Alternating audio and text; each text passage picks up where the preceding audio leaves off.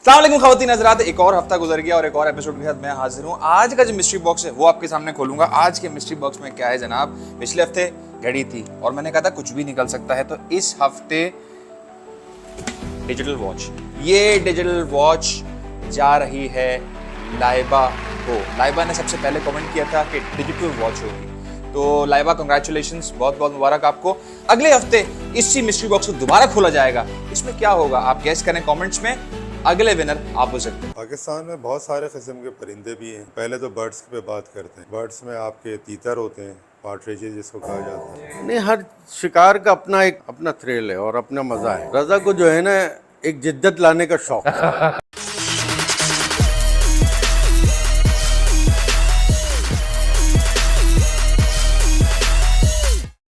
अस्सलाम वालेकुम जी, कैसे हैं आप लोग। आज का जो एपिसोड है बहुत खास है। कुछ खास मेहमान मेरे पास बैठे हुए हैं। एक ऐसा टॉपिक है माशरे का जिसका शायद एक बहुत ही गलत इंप्रेशन पड़ा हुआ है कुछ लोगों पे, शायद उसकी हकीकत पे बात नहीं होती। And we never discuss about what's the background और कितनी मेहनत होती है, कितनी कोशिश होती है इसको अंजाम देने के अंदर। So will talk with our guest. Please welcome Zameer Sheikh and Raza Sheikh. कैसे हैं आप? अल्हम्दुलिल्लाह, आप सुना ठीक है? अल्हम्दुलिल्लाह अल्हम्दुलिल्लाह। शिकार पाकिस्तान में कौन कौन सा होता है, किस किस किस्म का शिकार होता है पाकिस्तान में? पाकिस्तान में बहुत सारे किस्म के परिंदे भी हैं।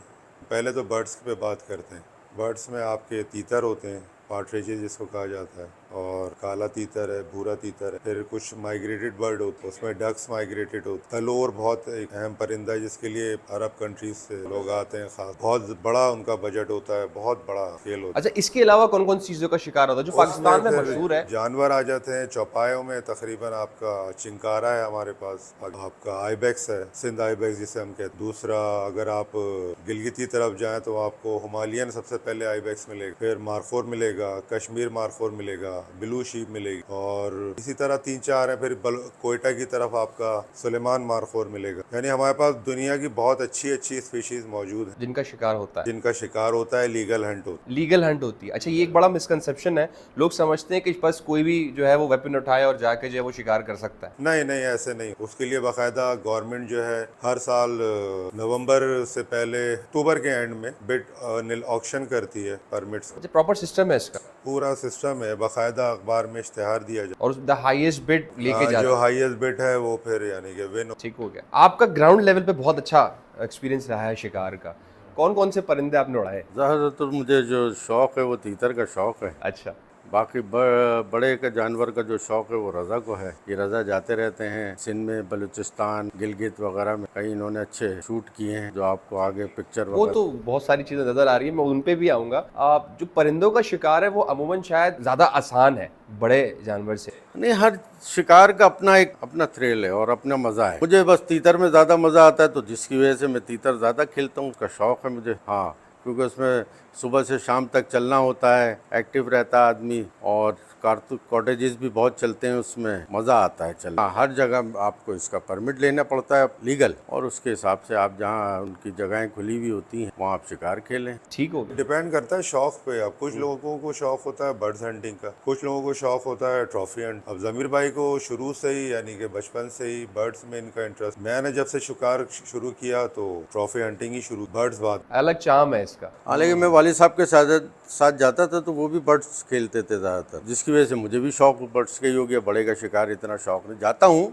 रजा के साथ चला गया, दोस्तों के साथ चला गया, लेकिन वालिद साहब के साथ अटैच था बचपन से, तो तीतर के ज़्यादा शौकीन थे, तो वो तीतर खेलता रहा और अभी तक तीतर का ही शौक है। अच्छा, वालिद साहब जो है वो बर्ड्स का शिकार करते थे। आपको ऐसी क्या चीज़ थी जिसने डाइवर्ट कर दिया कि ये मैंने ट्रॉफीज हंट कर? यार ये बात पता नहीं इंटरव्यू में करनी चाहिए नहीं करनी चाहिए। रजा को जो है ना, एक जिद्दत लाने का शौक है। यूँ कह लें आप कि एक जिद्दत के मुझे ये बावजूद। बचपन से ये जानवर बड़े एडमायर करते, क्योंकि उस वक्त जब मैं यानी कि मैंने होश संभाला था तो इन आईबेक्स हो गया, हुड़ियाल हो गया, तो जो भी मेरे सराउंडिंग में हंटर्स थे उनकी एक्सेस नहीं और थी, तो बहुत ज़्यादा डिफिकल्ट हंट होता उस ज़माने, क्योंकि उस ज़माने में इतनी गन्स नहीं होती, हाई फाई इक्विपमेंट नहीं होता था, बहुत ज़्यादा टफ शिकार होता। तो मुझे शुरू से ही मुश्किल काम करने का शौक, तो मैंने टारगेट उसी को किया कि वो काम करो जो मेरे बड़े नहीं कर पाए, मैं कोशिश करूँ वो करके दिखाओ।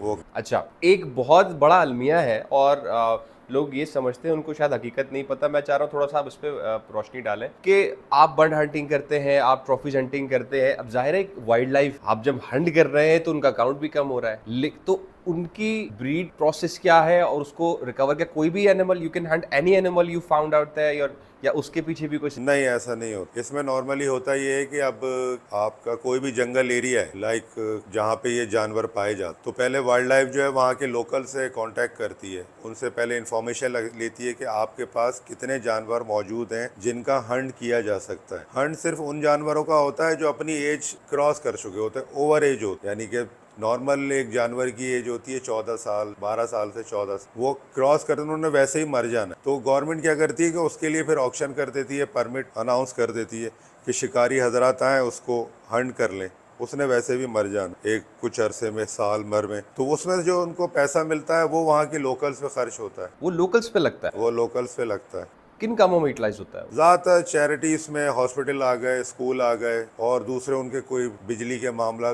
जैसे मैंने गिलगित में देखा है, वहाँ पे तकरीबन 80% जो है वो लोकल्स को मिलता है, 20% जो है गवर्नमेंट का उसमें हिस्सा होता है। तो 80% में उन्होंने मेरे सामने जो उन्होंने काम किए, वो एक विंड टरबाइन जो जिससे बिजली बनती है वो लगाई, बहुत सारे काम करते हैं। मतलब आप वहाँ की लोकेलिटी को बेहतर करने के लिए जो भी फंड्स यहाँ पे दिए जाते हैं वो वहाँ लगते हैं। हाँ, वो ऐसे अच्छा, ये अगर ना करते तो वो जानवर भी सेफ नहीं होते। एग्जैक्टली। वो सेफ भी हो जाते हैं जानवर के, भाई किसी को गैर कानूनी शिकार नहीं खेलना चाहिए, अलाउ नहीं होगा कानून के दायरे में, ताकि उनको भी उसकी चैरिटी मिल रही है, पैसे मिल रहे हैं। और इनका काउंट बढ़ाने के लिए ब्रीडिंग प्रोसेस क्या होता है? बस वो लोकली जो है उसको लुक आफ्टर कर रहे ब्रीडिंग होते हैं। प्रोसेस, जो यंग मेल होते हैं वो फिर आगे आ जाते हैं, उनका प्रोसेस चल रहा होता है। फिर जब वो अपनी एज पूरी हो जाती है तो फिर उनका भी शिकार हो जाता है। इसमें तो प्रॉपर सिस्टम और गवर्नमेंट इन्वॉल्व। पूरी कम्युनिटी, वाइल्ड लाइफ की एक कम्युनिटी होती है जो वो लोकल्स को अपॉइंट करते हैं, जो पूरे साल उनकी देखभाल करते हैं, उन पे चेक एंड बैलेंस करते हैं, उनकी काउंटिंग करते हैं, हर तरह से उनको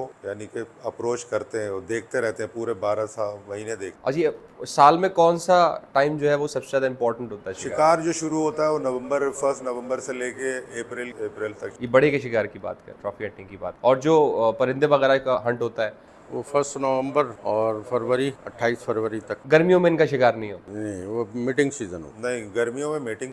तो गर्मियों में क्या मसरूफियात होती है शिकारियों की? गर्मियों आपको में बताया ना, तो ज़्यादातर जैसे रजा ने कहा कि मैं फिर प्रैक्टिस करता हूँ। प्रैक्टिस भी होती है इसकी? हाँ, प्रैक्टिस तो लाजमी है, प्रैक्टिस बिल्कुल में ऐसा। एक परफेक्ट यार। निशाना मारने कहीं और लग गया मसला हो प्रैक्टिस जाएगा। में रहता है हर महीने 15 दिन में, 4 दिन में आदमी जो है वो प्रैक्टिस करने चला जाता है। रेंजर शूटिंग क्लब है या दूसरे और दो क्लब हैं वहाँ पर, या प्राइवेट है वहाँ चले जाते हैं।